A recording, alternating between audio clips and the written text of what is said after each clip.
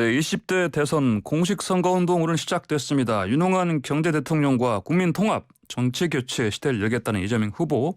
필요하다면 이재명 정부라는 표현도 쓰지 않겠다 이렇게 지지를 호소했습니다.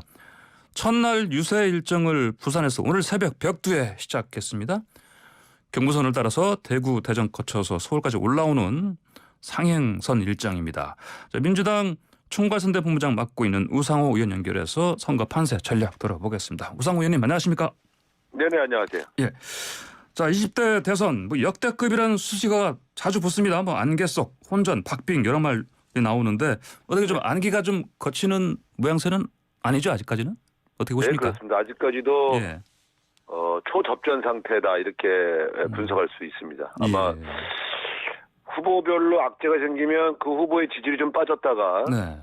좀 지나면 다시 또 복원되면서 초접전이 다시 전개되는 예. 이런 양상을 좀 반복하고 있거든요. 예. 근데 이런 대선은 좀 처음 보는 것 같습니다. 그러니까 이렇게 막 왔다 갔다 출렁출렁 크로스가 여러 번 발생하고 네네. 그럼에도 불구하고 좀 어떻게 뭐 판세 분석을 할 만한 그런 게 좀 보입니까?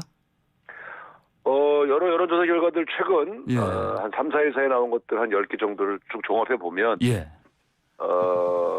초경합 상태다. 제가 지난 주만 해도 박빙 그 경합 열세 이렇게 봤었는데요. 예, 예. 지금은 거의 초경합 상태 이렇게 보는 게 정확할 것 같습니다. 경합 열세에서 초경합이다. 네. 그러면은 어쨌든 그 말씀은 이재명 후보한테 좀 그래도 좋은 방향으로 뭔가 좀 열리는 기미, 조짐이 보인다. 그러니까 트렌드로 보면은 예. 이재명 후보가 경합 열세에서 초경합으로 됐다는 것은 예. 어쨌든 상승세를 탔다 이렇게 볼 수 있는 거죠. 예. 자, 그러면 무엇 때문에 그렇게 이렇게 좀 약간 바뀌었을까요? 이 지지율 변화의 요인으로 보면 이낙연 선대위원장의 합류와 네. 윤석열 후보의 저희 보복 수사 발언 예, 예. 이게 하나의 좀 계기가 됐고요. 예. 특히 최근에는 열차에 구들바를 올려놓은 사진 예. 이게 상당히 좀 영향을 주는 거로 저희는 그렇게 보고 있습니다. 근데 열차 구두발은 이거 사실 나온 지 얼마 안 돼서 이게 네. 그 여론조사에 반영. 그러니까 마지막 여론조사에는 좀 반영돼 나가는 것 같습니다. 아, 그렇습니까? 네. 자, 그러면 저희 자체 조사에서 봐도 이게 영향을 좀 주는 것 같다. 예. 이런 느낌입니다. 네. 열차 구두발 이게 어떻게 보면 뭐 그 국민의힘 쪽에서는 해명을 했지 않습니까? 뭐 좀 다리가 저려서 뭐 그랬다고 하는데. 저 그 해명 듣고 한참 웃었는데요. 예. 다리가 저리면 주물러야지 그걸 구두발을 올려놓습니까? 그리고 예. 사실 문제의 본질은 예. 물론 피곤하고 앞자리가 비어 있으면 살짝 올려놓을 수는 있는데요. 예. 구두는 벗으셔야죠. 예. 구두 오물이 묻은 구두를 다른 사람이 앉는 자리에다 올려놓는다는 것이 그게 매너입니까? 그리고 예. 대한민국 일반적으로 누가 그렇게 합니까? 더군다나 그게 이제 이준석 대표의 해명은 예. 원래 본인이 앉아있던 자리인데 살짝 비었다가 다시 왔다 이 얘기 아닙니까? 예. 그러면 이건 다시 역으로 말해서 이분은 그 청년이 앉을 자리에다가 구두발을 올려놓은 사람이 되는 거거든요. 굉장히 사실은 그 해명도 적절치 않았다고 보고요. 그냥 아유 잠깐 실수했습니다 하고 넘어가면 될 걸. 이 윤석열 후보의 특징이요. 예. 그냥 아유 잠깐 실수했습니다. 이거 좀 죄송합니다. 이렇게 하면 될 걸. 자꾸 이렇게 이상한 해명을 해서 오히려 키우는 그런 버릇들이 있어요. 예. 제가 볼 때 국민들이 그런 말에 더 화가 나거든요. 예. 알겠습니다. 자, 앞으로도요. 이제 22일간의 이제 그 선거운동 기간인데 네. 말씀하신 것처럼 그 지금까지 그 우리가 봤던 뭐 어떤 지지율의 출렁거림 또 네. 크로스도 다시 또 뭐 적어도 한두 번은 또 오지 않겠습니까? 이제 남은 기간이 별로 없습니다. 예, 민주당에서 그러니까 골든 크로스를 원하실 텐데. 예. 왜냐하면 사전 투표가 지금 이제 그 일주일 전에 이제 본 투표 일주일 전이 있지 않습니까? 예. 그럼 그때부터는 사실은 이제 그냥 투표에 반영되는 그런 과정이죠. 그러니까 지금 얼마 남지 않았기 때문에 몇 번 출렁거린다 이렇게 볼 수는 없고요. 예. 한 번 정도 중도 부동층들이 후보를 결심해서 이제 쭉 흐름을 잡아나가는 시점 이때가 이제 한번 마지막 출렁거림일 텐데요. 결국 부동층이 이제 윤석열, 이재명 두 후보 중에 어느 후보 쪽으로 쏠리느냐. 네. 이게 이번 대선의 승부처가 될 것 같습니다. 예. 자, 그리고 아무래도 또 최대 변수로 꼽는 거는 또 야권 단일화 아니겠습니까? 네네네. 엊그제 인터뷰 제가 봤습니다. 우상호 본부장께서는 안철수 후보의 단일화 제의 이거를 네. 단일화 차단 선언이다 이렇게 해석하셨던데요. 그럼 성사 가능성이 네네. 거의 없다 이런 말씀이죠 이게. 왜냐하면 안철수 후보가 윤석열 후보 측에 제안한 그 여론조사 방식은 예. 100% 안철수 후보가 이길 수밖에 없는 여론조사 방식입니다. 왜냐하면 예. 우리 민주당의 이재명 후보 지지층을 포함해서 단일화 여론조사를 하자고 하신 거거든요. 예. 그러면 이제 윤석열 후보가 이 제안을 받을 수 있느냐? 사실상 후보를 양보하라는 얘기인데, 예. 윤석열 후보가 그 제안을 받아서 불리한 여론조사 방식이지만 이길 수 있는 그런 묘책을 찾지 않는다면 안철수 후보의 제안을 받을 수 없지 않겠습니까? 후보직을 내놔야 되는데. 그래서 저거는 가능성이 매우 낮겠다.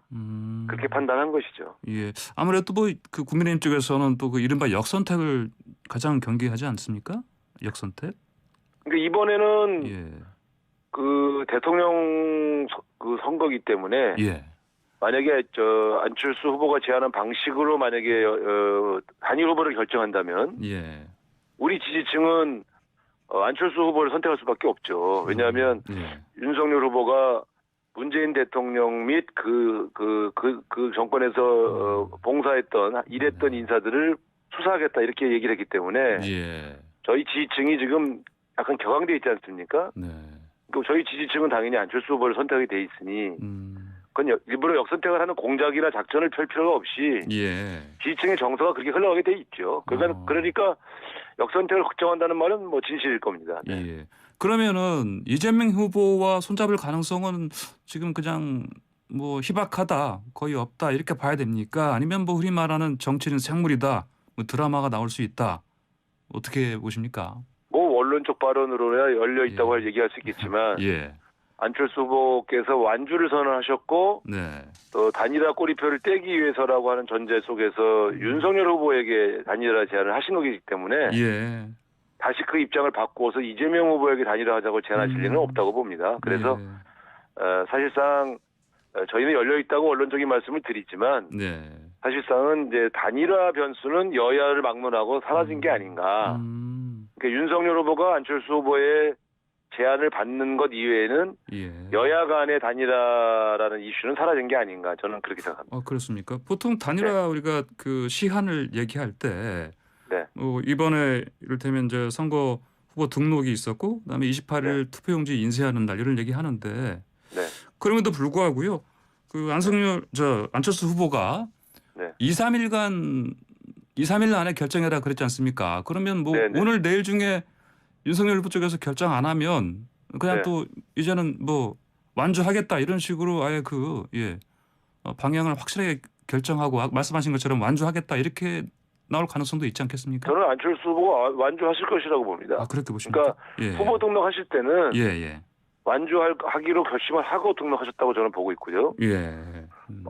애초부터 단일화 게임을 할 거면 등록하기 전에 하셨겠죠. 저는 완주를 결심하고 등록을 했고 그러나 등록을 해도 자꾸 단일화를 물어볼 테니 그럴 바에는 미리 윤석열 후보가 받기 어려운 방법을 제안해 놓고 간다 이렇게 결심하신 게 아닌가 그렇게 생각합니다. 알겠습니다. 그러면요.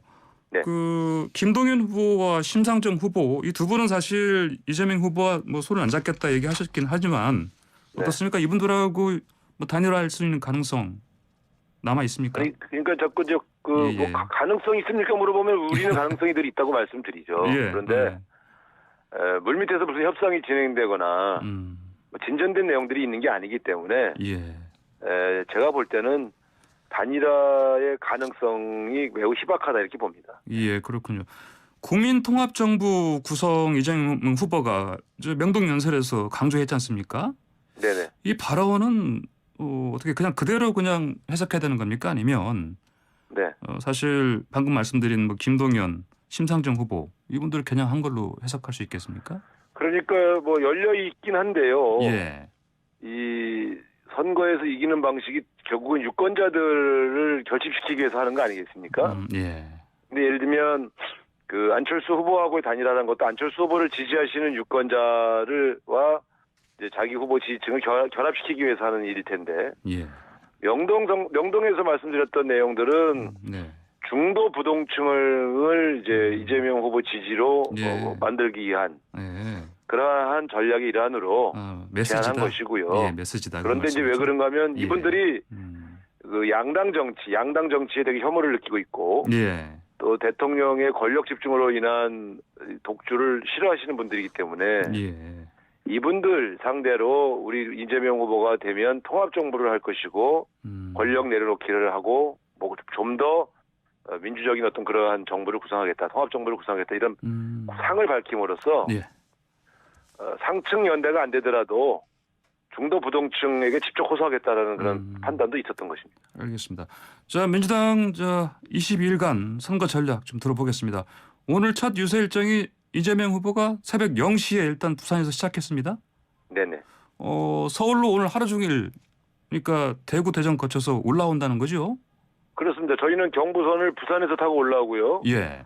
윤석열 후보는 서울에서 타고 부산으로 내려가시는 것 같습니다. 서로 이제 방향이 상행선이나 하행선이나의 차이인데요. 대전에서 충돌하는 거 아닙니까? 예. 1시간 반 차이가 나기 때문에 충돌을 안 합니다. 그렇습니까? 네. 예. 네. 아마 예. 윤석열 후보 측에서 버리고 간 휴지를 저희가 줄 것 같습니다. 무슨 말씀입니까, 이게? 장소가 같으니까요. 예. 자, 어쨌든 부산부터 시작한 거 이거는 뭐 어떤 의미가 있는 겁니까? 네, 일단 그 경제적 의미로는 부산 물류의 대표적인 도시인 부산에서 출발해서 서울로 온다고 하는 경제 도약의 의미가 있고요. 예. 또 약간 저희가 좀 불리한 지역에서 조금 더 새몰이를 하겠다 이런 판단도 있습니다. 그래서 전국 각 지역에서 이낙연, 정세균, 추미애, 송영길 대표 등이 각 지역에서 출발해서 모이는 국민통합의 의미도 있고요. 그래서 여러 가지 의미를 부여해서 부산에서 출발을 하게 됩니다. 그럼 저녁에는 방금 말씀하신 이낙연 전 대표 그리고 추미애 전 장관 그리고 정세균 전 총리 다 함께 모이는 겁니까? 저녁에? 다 함께 고속터미널 반포고속터미널에서 모여서 서울 집중 유세를 하게 됩니다. 알겠습니다. 그리고 요즘 뭐 사실 그 과잉 의전 논란 때문에 행보를 사실 그 조심하고 계시는 김혜경 씨 부인 뭐 유세 합류한 거 아닙니까 오늘? 아니요, 유세에 합류하지는 않고요. 사실은 이제 그동안 국민에게 사과를 하고 자숙하는 기간을 갖고 있었는데 이제 어떤 방식으로 활동을 시작할 거냐에 대한 고민이 좀 있습니다. 그래서 국민 정서도 고려해야 되고 또 남편 선거도 좀 도와야 되고 좀 여러 가지 고민이 되는데요. 일단은 뭐 전화 여러 군데 지인들에게 전화 좀 드리고 또 비공개 일정들을 슬슬 시작해야 되는 게 아니냐 이런 고민을 하고 의논 중에 있습니다. 그렇군요. 알겠습니다. 자, 우상호 의원님 지역구가 서울인데 그쪽 그 지역구에서 파악하신 민심이 어떻습니까? 서울 지역 민심이 굉장히 많이 화가 나 계셨었거든요. 또 서운해하고 계셨었는데 최근에 와서는 조금 분위기가 좀 반전되고 있긴 합니다. 그러나 여전히 마음을 완전히 푸신 건 아니어서 꾸준하게 좀 설득하고 호소드리면 선거 막판에는 그래도 경제 민생 살릴 사람은 이재명 아닌가 이런 기준으로 이재명 후보 쪽으로 오시지 않겠냐 이렇게 기대하고 있습니다. 알겠습니다. 어제 윤석열 후보가요 검찰을 독립시키겠다. 법무장관 수사지휘권 폐지하겠다. 예산 편성권 부여하겠다. 공수처 폐지하겠다 이런 얘기했거든요. 이거는 현 정부 검찰 개혁 방향하고 좀 반대 아닙니까? 저 깜짝 놀랐습니다. 그래서 오히려 검찰의 권력을 강화하겠다는 얘기 아니겠어요? 좀 많은 국민들이 사실 사법기관의 권력 집중과 독점에 대해서 대단히 우려하고 있지 않습니까? 그런 측면에서 본다면 이거는 거의 검찰주의와 검찰공화국을 아주 기정사실화하신 것인데 우려스럽습니다. 이제 사실은 민정수석실도 폐지하고 대통령이 직접 검찰을 지휘하겠다 이런 구상이거든요. 그래갖고 보복 수사하겠다.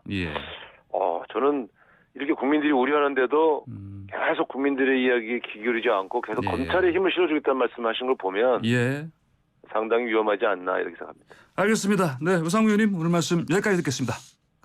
네. 네, 감사합니다. 감사합니다. 네.